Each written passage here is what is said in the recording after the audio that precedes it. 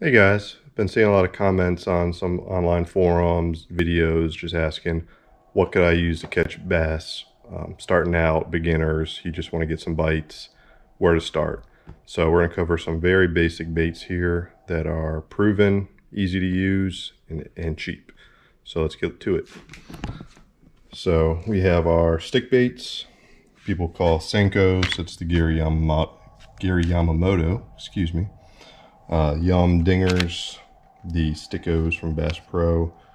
They're all essentially the same, just different brands, a little bit different in textures, but they all work the same, and we'll cover how to rig those in a minute. You have the 5-inch, 4-inch, and down to a 3-inch. They all work. I like the 4-inch a lot for ponds, and even the 3-inch sometimes if bites are slow. And then we have over here the Zoom Super Fluke, or the tiny fluke in the top. These guys just dart around like a bait fish, wounded fish.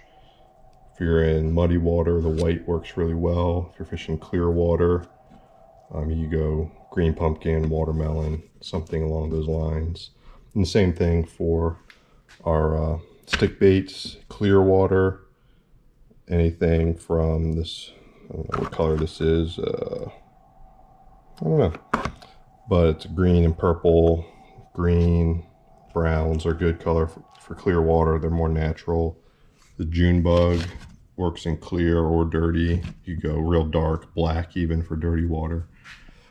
And then some other baits here, just an overhead spinner, and then the beetle spin, which has been around forever. This is a real small version, 32nd of an ounce, but they catch bluegill, catch bass, they'll get you bit. And let's go over some of the rigging. As far as rigging these guys, I usually use about a size 3/0 offset hook, offset shank hook, and this will be for a weedless presentation. I'll use the bigger lure just because it's easier to use and see, but on the stick baits, you want to have it in line. You want it straight, just like this. So kind of see you need to go down almost 1/4 of an inch into the bait when you start. So we'll thread it. You want to get it as centered as possible. And usually kind of about the length of that before it starts to bend here. You can pop it through, slide it up and around. And you have your eye sticking out. I like to leave the eye sticking out for tying. Some people will slide it up and cover it, but and now you can see where you want that hook to sit, where you should put the hook into the bait to keep it nice and straight, and where it should come out. So just kind of take it and punch it through, give it a pull, and you can kind of adjust. There, cover up a little bit, keep it straight. If you're fishing around a lot of wood, structure, sticks, trees, or a lot of grass especially, you can make it entirely weedless. You want to pull this forward and slide the hook tip just underneath the surface there. A little blurry.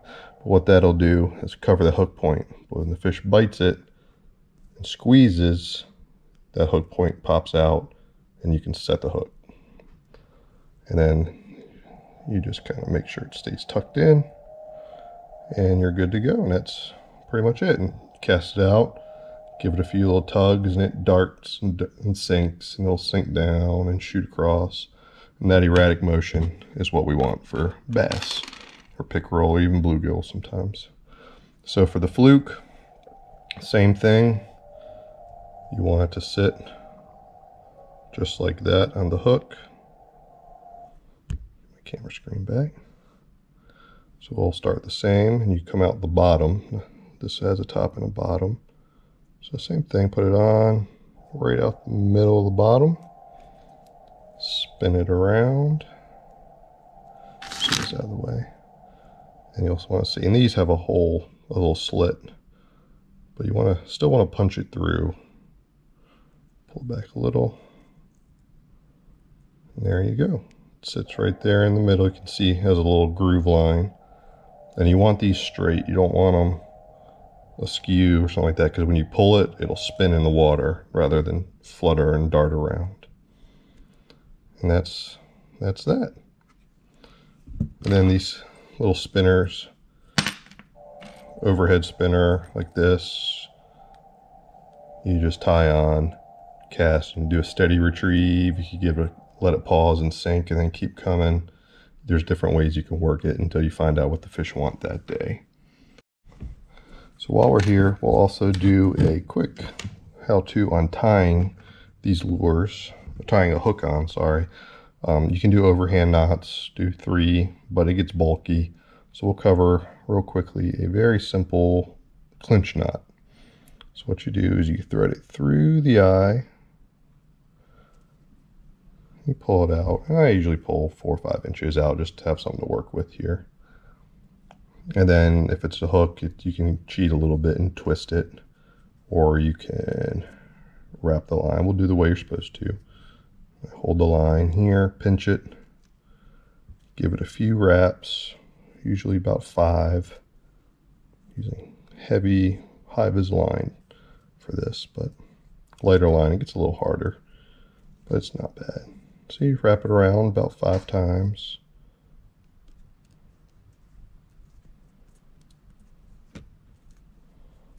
So there, and then you are left with that loop.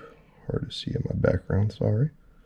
And then you take your tag end, you just pull it through that loop, the little loop you made there at the end. Pull it, hold it, hold it real tight. Got myself a sharp hook, and just pull, and it'll cinch down, and it doesn't slip.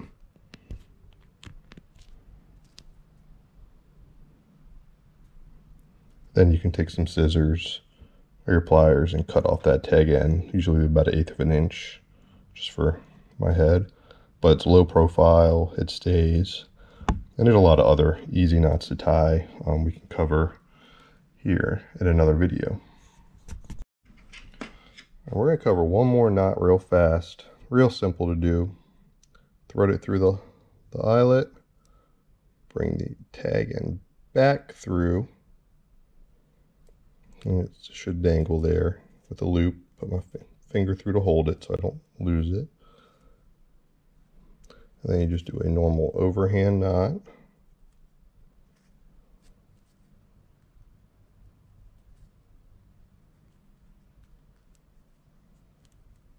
I'm butchering this one, so I apologize, but you get the idea.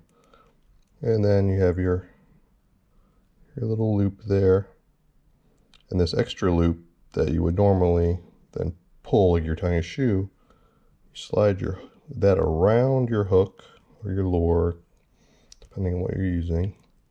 You slide it around, and then you take your tag end and your main line, and you just can pull both of those tight.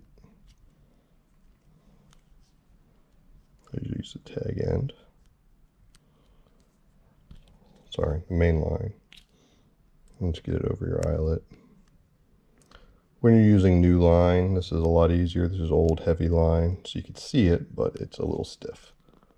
You pull it, and that is a very strong knot to use.